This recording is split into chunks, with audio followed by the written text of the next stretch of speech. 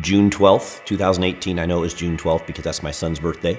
And I was on my way home with a backpack full of birthday presents for him on a motorcycle. I was on I-5, and as I rode, suddenly, and at the time I didn't really know what had happened, but the bike just sort of dropped out from underneath me, and I crashed at freeway speeds and scattered down the freeway for about 110 yards.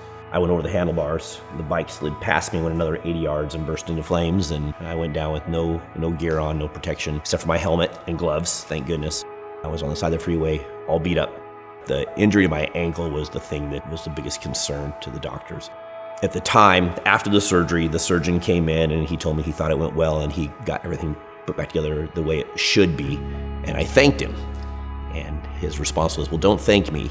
He said, your life is going to change forever, that you will never walk again without a brace. So I looked at him, I said, well, that doesn't really work for me. I'm going to not have that happen. He said, well, I'm sorry. That's your reality. That's what your future looks like. I felt adamant that I wanted to get well. I felt like I could, of course. And I wasn't willing to sit back and just say, oh no, poor me, and accept the fact that I'm not going to get well someday.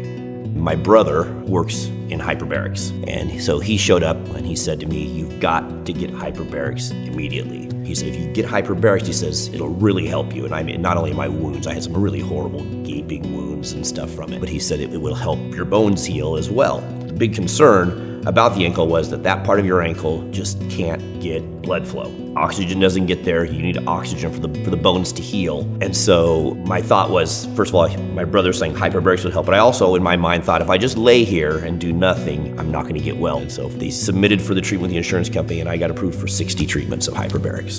From the moment I got there, the doctor, the nurses, the techs were always super helpful. I mean, when they were helpful, they were kind, and the process was actually good.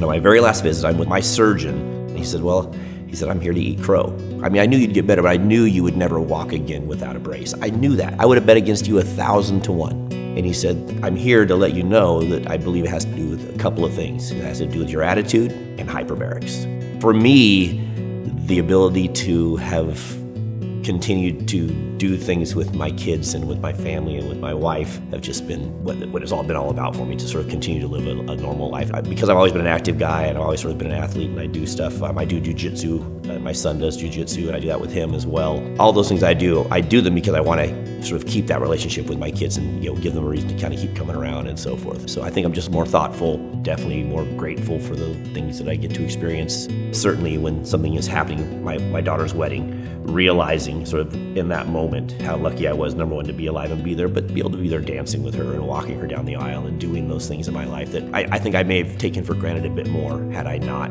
had the accident. So certainly I am more conscientious of how blessed I am and just how lucky I am to be around.